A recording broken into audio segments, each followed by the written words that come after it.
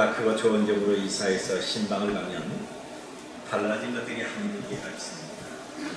그 가운데 가장 눈에 두드러지게 되는 것은 TV나 가구입니다. 단순하지만 보기에 깨끗한 장롱이나 장식장이 그 집의 한 면을 알맞게 놓여지면 더 품위가 있고 가치가 있어 보입니다. 그런데 아무리 크고 화려한 고급 자재로 집을 지어도 그 안이 텅 비어 있거나 어설프게 장식되어 있다면 그 집에는 어울리지 않습니다. 큰 집이든 작은 집이든 거기에 알맞은 가구로 균형 있게 잡혀야 됩니다. 사람의 마음도 역시 마찬가지입니다. 내 마음이 무엇으로 채워 있느냐, 내가 어떤 생각을 하고 있느냐에 따라 그의 말과 행동으로 나타나게 되는 것입니다. 잠언 23장 7절을 보면 대저 그 마음의 생각이 어떠하면 그 인도 그러한즉 그랬습니다. 우리가 좋은 사람 되기 위해서는 먼저 좋은 생각을 하고 좋은 말을 하고 선한 행동을 해야 됩니다. 그런데 나쁜 생각, 나쁜 말과 나쁜 행동을 하면 결국 악한 자가 돼서 큰 죄를 저지르게 됩니다. 그래서 먼저 선하고 좋은 생각으로 채워져 있어야 되는 것입니다. 우리의 말 성령이 우리 마음에 계시는 하나님의 성전입니다. 내 마음에 하나님의 영이 계셔야 됩니다. 고린도서 6장 16절을 보면 우리는 살아계신 하나님의 성전이라고 했고, 고린도전서 3장 9절 보면 우리는 하나님의 동역자들이요 너희는 하나님의 밭이요 하나님의 집이라고 했습니다. 그리고 오늘 본문 16절에 너희는 너희가 하나님의 성전인 것과 하나님의 성령이 너희 안에 계시는 것을 알지 못하느냐라고 물어보십니다. 예수님을 구주로 믿는 사람은 하나님의 성령이 우리 마음속에 계십니다. 그래서 예수님을 믿는 사람을 가리켜 성령이 거하시는 하나님의 성전이라고 합니다. 집에는 가구로 장식하고 책장에는 책이 꽂혀 있어야 되고 진열장에는 거기에 맞는 상품으로 채워 있듯이 우리의 마음에 그리고 교회는 신령한 것으로 채워져 있어야 됩니다. 바로 그것이 무엇일까요? 먼저 교회는 예수 그리스도가 함께 있어야 됩니다. 그렇습니다. 그리스도로 충만해야 되는 겁니다. 여러분, 교회의 주인이며 중심 되시는 분은 예수님이십니다. 예수님 없이 누구도 그의 마음속에 성령님이 임재할 수가 없고 하나님의 성전이 될 수가 없습니다. 심장 없는 사람이 살 수가 없듯이 예수님 없는 교회는 존재할 수가 없습니다.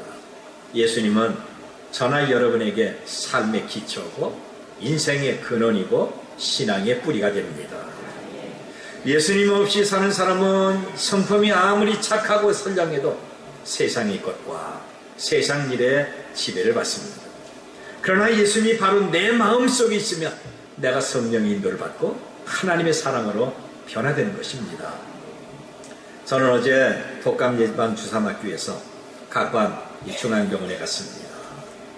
대기실에 많은 사람들이 자기의 차례를 기다리고 있었고 그 앞에 사람들이 분주하게 다니고 있습니다. 이것을 보고 아내가 오늘 토요일이기에 사람이 이렇게 많다라고 말합니다. 사실 사람이 굉장히 많았습니다. 잠시 대기실에서 기다리는데 어떤 사람이 침대에 누워서 병실로 올라갑니다. 어떤 사람은 자기 배를 만지면서 아주 고통스러워합니다. 의사를 기다리는 사람들 얼굴을 보니까 한결같이 웃음이 없습니다. 전부 죽을 사람같이 보입니다. 만사가 다 귀찮은 것입니다. 빨리 병에서 낫기만 하면 좋은데 현실은 그렇지 않습니다. 돈이 있고 학식이 있고 사회적 덕망이 있어도 아프면 모든 것이 다 귀찮은 것입니다.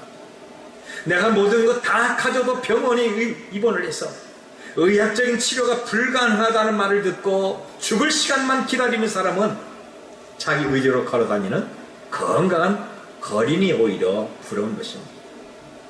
나도 가고 싶은 내 마음대로 걸어다녔으면 내 눈으로 아름다운 세상 단풍을 좀 봤으면 나도 마음껏 저런 음식을 먹어봤으면 여러분, 이것이 아파서 병원에 입원하고 있는 사람들의 공통된 점입니다. 암에 걸려서 먹지 못하고 죽을 날을 기다리고 있는데 돈이 있으면 못합니까? 자기의 병명도 알지 못하고 신음하고 고통스러운데 박사 학위가 무슨 소용이 있겠습니까? 병원에 갇혀서 링거 주사 맞고 신음하고 있는 사람이 사회적으로 저명이사라면 무슨 소용이 있겠습니까? 차라리 아무것도 없이 살아도 마음대로 먹고 마음대로 다니고 우리처럼 오늘 교회 와서 예배하면서 성도의 교제를 나누고 식당에서 맛있게 밥 먹는 것이 훨씬 행복하지 않습니까? 이것은 영적 세계에 그대로 적용이 되는 것입니다.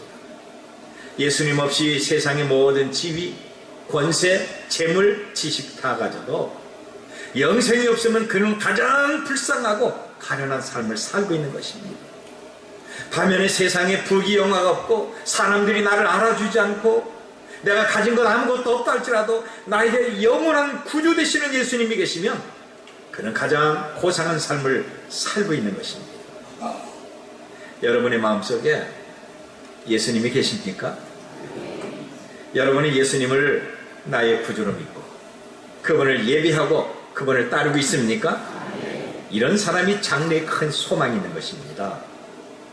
기독교 초기에 로마 황제가 그리스도인들을 아주 극심하게 미워하고 박해를 할 때입니다. 당시 소아시아의 로마 총독이었던 프리니에게 가장 싫어하는 것 가운데 하나가 그리스도인을 잡아서 신문하고 재판하는 것입니다. 그 당시 그리스도인들의 용기와 담력은 권세 당당한 로마 총독의 자존심을 여금없이 다 구겨놨던 겁니다. 프리니 총독은 당시 로마의 트라잔 황제에게 이 문제를 고민하면서 이렇게 편지했습니다. 그 편지가 지금 박물관에 남아있는데 내용은 이렇습니다. 어느 날 평범한 그리스도인 죄수 한 명이 프리니 총독 앞으로 끌려왔습니다. 자세히 보니까 예수님 믿는 것 외에는 죄가 전혀 없는 겁니다. 그러나 그리스도인들을 싫어하는 황제 그 체면과 자기의 직책으로 그대로 석방시킬 수가 없었습니다. 형식적으로 신문하면서 예수님을 배신하도록 협박하고 그는 회유를 합니다. 내가 계속 예수를 믿고 하나님을 섬긴다면 나는 너를 아주 먼 곳으로 추방시키겠다. 그러자 그리스도인은 겁내지 않고 이렇게 말합니다. 총독님, 당신은 그렇게 할 수가 없습니다. 이 세상은 어디로 가든지 온통 내 아버지의 집입니다. 이 말을 들었던 총독은 다시 말합니다. 그러면 나는 너를 사형시키겠다. 그런데 그리스도인은 겁먹지 않고 나를 살리거나 죽이는 것은 총독님이 아닙니다. 내 생명은 오직 예수님께 달려 있습니다. 이 말을 들었던 총독은 약이 올라서 보다 큰 소리로 나는 네 재산을 모조리 압수해버린다면 너 어떻게 할래? 하고 물어봅니다. 그러자 그 사람은 그럴 수 없습니다. 나의 모든 보물은 저 하늘에 있습니다. 이렇게 위협하는 말마다 겁내지 않자 총독은 마지막으로 말합니다. 그러면 내가 너를 사람들로부터 완전히 단절시킬 것이다. 내 친구들은 모두 너를 떠날 것이며 내 가족들도 너를 만날 수가 없을 것이다. 이 말을 들은 그리스도인은 조용히 말하기를 총독님, 그렇게 할 수 없습니다. 아무도 나에게 떼놓을 수 없는 보이지 않는 친구가 항상 내 옆에 있습니다. 그분은 나에게 영원한 친구이며 영원한 동반자이신 예수님이십니다. 이 당시 사람의 생탈권을 가진 총독이 이렇게 말하는 그리스도는 어떻게 하지 못했다고 하는 그 편지가 일반인에게 공개되고 지금 박물관에 비치되어 있습니다. 예수님은 말씀하기를 너희가 나로 말미암아 총독과 임금들 앞에 끌려가리니 이는 그들과 이방인에게 증거가 되게 하려 하십니다. 너희를 넘겨줄 때 어떻게 또는 무엇을 말할까 염려하지 마라. 그때 너희에게 할 말을 주시리니 말하는 이는 너희가 아니라 너희 속에서 말씀하시는 이 곧 하나님의 성령이라 그랬습니다. 여러분, 예수님을 구주로 믿는 사람은 어떤 위협과 유혹에도 굴하지 않습니다. 그리스도인들은 무명의 사람이지만 유명한 사람들을 부끄럽게 하고 우리는 없는 사람이지만 가진 사람보다 더 여유롭게 살고 우리는 덜 배웠어도 많이 배운 사람보다 더 지혜롭게 삽니다. 성삼위 하나님이 그렇게 하시기 때문에 그런 겁니다. 이런 삶은 나에게 그리스도가 충만해야 내 속에 성령께서 충만하시고 용기와 지혜를 주시는 것입니다. 여러분의 마음에 예수님이 계십니까? 여러분은 예수님을 믿고 있습니까? 예수님이 우리를 주장하시고 인도하실 때 능히 세상을 이길 수가 있는 것입니다. 오늘 우리 자신과 내 자녀들과 종암제일교회 가장 절실하고 가장 귀하신 분은 생명을 주시는 예수님이심을 믿으시길 바랍니다. 그리고 두 번째로 교회는 하나님의 말씀이 충만해야 됩니다.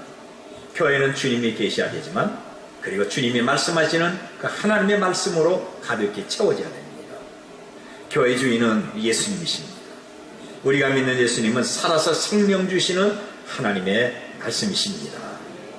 요한일서 1장 14절 보면 말씀이 육신이 되어 우리 가운데 거하시매 우리가 그의 영광을 보니 아버지의 독생자의 영광이요 은혜와 진리가 충만하더라 그랬습니다.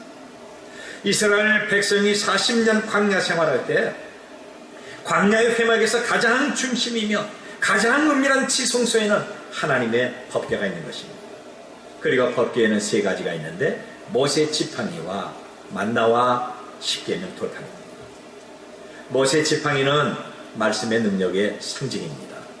모세가 지팡이를 가지고 있었을 때 양을 치는 하나의 막대기에 불과했던 겁니다. 그런데 그가 하나님을 만나고 그분의 능력을 체험하자 모세의 마른 지팡이는 능력을 나타내는 하나님의 지팡이가 됐습니다.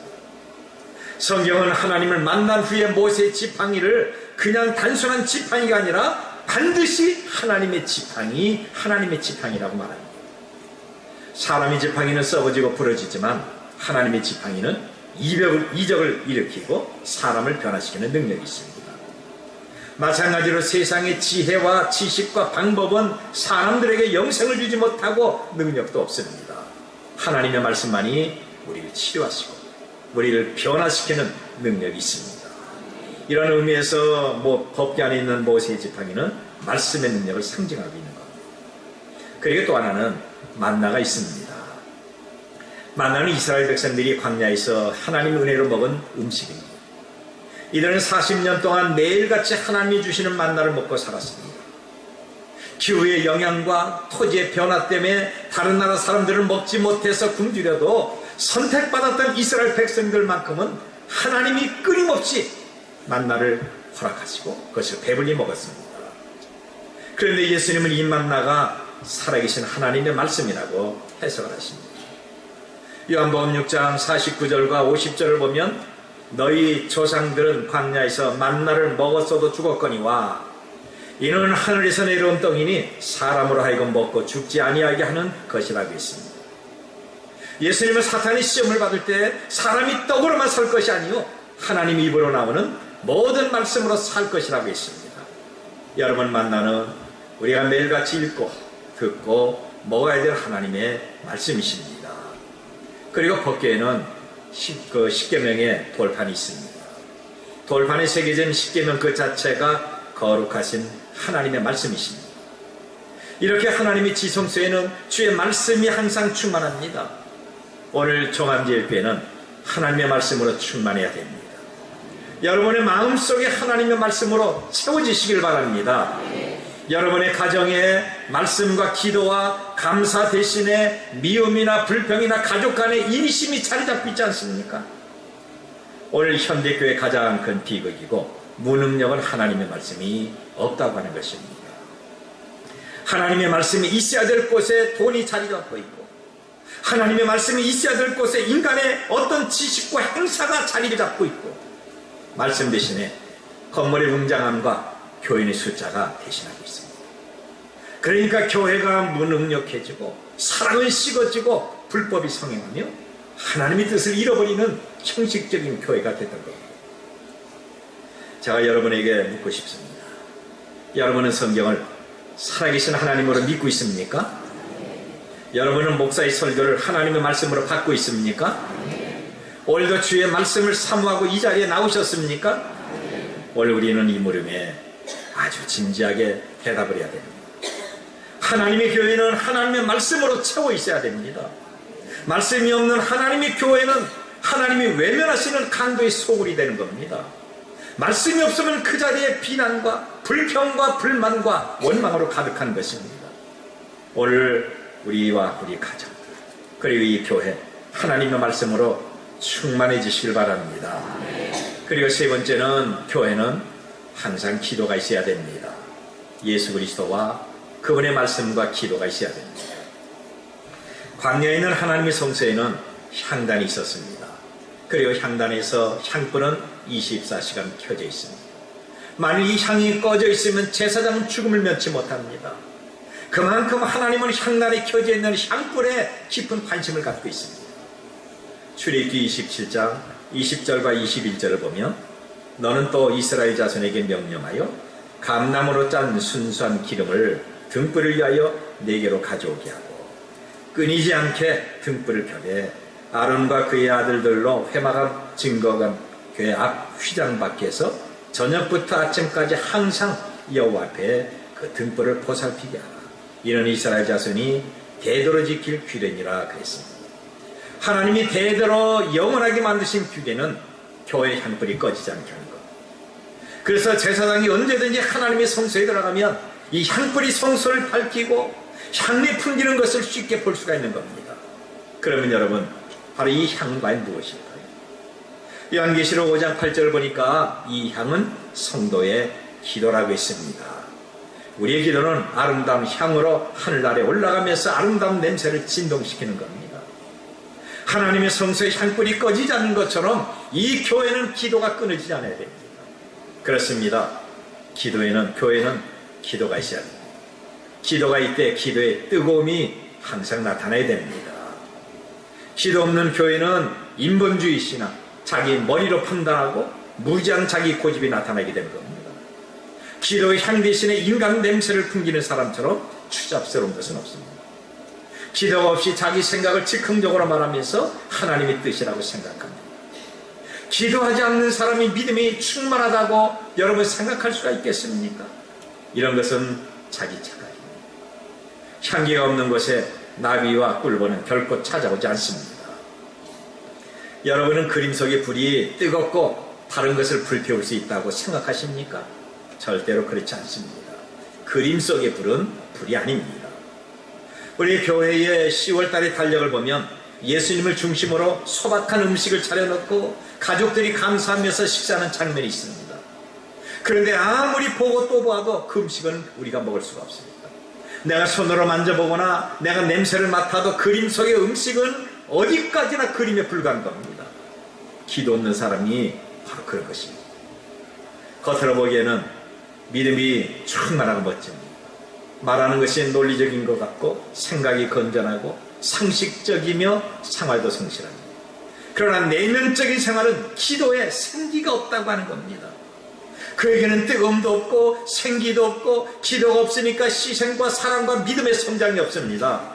예수님은 이런 사람을 보시면서 내 집은 만민이 기도하는 집이라 일컬음을 받았으리 할거늘 너희는 강도의 소를 만드는도다 하고 책망하십니다. 초기 이스라엘 성도는 영광스러운 교회였는데 시대가 흐르면서 강도의 소굴처럼 더럽고 외식적이고 형식적이 되어버린 말씀입니다. 하나님을 경외하는 바로 진실한 신앙과 기도의 향기가 없기 때문에 그런 것입니다. 처음에는 진실하고 경건하게 제사를 드리면서 번제단에서 뜨거운 불길이 하늘로 지속적으로 솟아올랐고 성소에는 감사와 경외심으로 향불이 주위를 환하게 밝히면서 아름다운 향유 냄새가 진동합니다. 그런데 시간이 지날수록 모든 것이 형식화됐습니다. 진실과 감사와 경외심도 없으니 자연의 강도에 불이 된 것입니다. 오늘 예수님은 우리가 기도하기를 원하십니다. 예수님은 기도의 향불을 환하게 밝히면서 아름다운 기도의 향기를 풍기기를 원하고 있습니다. 오늘 저와 여러분이 기도의 향기가 되어서 교회에 들어올 때마다 아름다운 기도의 향기를 풍겨야 될 것입니다. 주님은 우리가 하나님 앞에 설 때까지 누가 얼마나 기도하고 있는가 기도하는 사람을 찾고 계십니다. 신령한 사람, 주님과 교통하는 사람은 기도하는 사람입니다. 특별히 새벽 기도에 생명을 걸도록 하십시다. 우리가 피곤하다고 새벽 기도하지 않는다면 피곤한 것이 바로 병입니다. 우리가 바쁜 것 때문에 기도가 없다면 바쁜 것이 바로 그 사람의 병입니다. 내가 새벽에 일어날 수 없어서 기도할 수 없다고 한다면 교회에서 며칠만 잠을 자면 다 해결되는 겁니다. 여러분, 기도는 관심입니다. 관심을 가져야 기도할 수가 있습니다. 새벽 기도에 관심만 갖는다면 왜 기도할 수가 없겠습니까? 평상시에 늦게 일어난 사람이 있습니다. 아무리 깨워도 흔들어도 일어나지 않습니다. 그런데 그 사람이 그렇게 가고 싶었던 외국 여행을 하게 됐습니다. 그런데 비행기 시간이 아침 8시입니다. 그러면 언제 일어나야 됩니까? 우리 종암동에서는 최소한도 4시 30분에는 일어나야 됩니다. 그때 일어나지 못했다면 가족 가운데 누가 빨리 일어나 비행기 타야 돼 늦어 하고 흔든다면 단번에 일어나지 않습니까? 여러분, 이것이 그의 관심이 해외여행이 있기 때문에 그런 겁니다. 관심이 새벽 기도를 할 수 있게 만들고 관심이 우리로 하여금 기도의 사람으로 만드는 것입니다. 특별히 교회 장로, 안수, 집사, 권사의 직분을 가졌다고 한다면 새벽 기도에 본을 보게 됩니다. 집이 멀면 가까운 동네, 바로 자기에서 가장 가까운 교회에서 새벽 기도하도록 하십시오. 기도 없는 사람에게 하나님이 과연 잘했다고 칭찬하실까요? 너는 바쁘고 너 피곤하지, 너 빠져도 돼, 이렇게 말씀하실까요? 아닙니다. 정말 중요한 일의 우선순위를 다시 세우라고 말씀하실 겁니다. 우리말로 기도하는 일에 가장 바빠야 되고 기도하는 일을 가장 중요하게 여겨야 됩니다. 모든 일 가운데서 기도할 수 없다고 말하는 그런 사람이 혹시 우리 가운데 있습니까? 여러분, 일이 많아서 못하면 일 줄이면 됩니다. 하나님이 도와주십니다. 일을 줄이고 기도하는 시간을 늘리도록 하십시오. 난 믿음이 없어 기도하지 못해. 나는 기도하려고 하는데 기도가 막혀. 그러면 기도하기를 더 힘쓰고 있어야 됩니다. 하나님의 교회는 기도의 향이 충만해야 하나님이 함께 하십니다. 교회 능력 기도팀은 명단만 올릴 것이 아니라 아무리 바쁘고 피곤해도 바로 기도실을 내 집처럼 드나들어야 됩니다. 그래서 기도의 향토를 지펴야 됩니다. 저나 여러분은 하나님의 성전입니다. 우리 마음속에 계신 성령이 우리 신앙과 내 신분을 보장하고 있습니다. 이제 하나님의 성전인 우리와 이 교회에 예수님과 하나님의 말씀과 기도가 항상 충만하게 만듭시다. 예수님과 그분의 말씀과 기도는 하나님의 거룩함을 담게 만들고 하나님의 영광스러움과 하나님의 풍성하심을 드러내는 것입니다. 그러면 우리는 더 능력이 충만하고 더 유족한 삶을 살게 되는 겁니다. 지난 과거 다 덮어버리고 오늘부터 우리는 예수님으로 충만하도록 하십시다. 바로 그분이 나의 삶을 지배하도록 만듭시다. 내 마음속에 예수님의 말씀이 담겨지고 머무르게 하면서 교회는 더 뜨겁고 충만한 기도가 있게 하도록 하십시다. 그래서 하나님이 이 시대에 찾으시는 사람, 이 시대에 꼭 필요한 교회가 돼서 하나님의 뜻을 다 이루어드리는 우리 모두가 되시기를 바랍니다.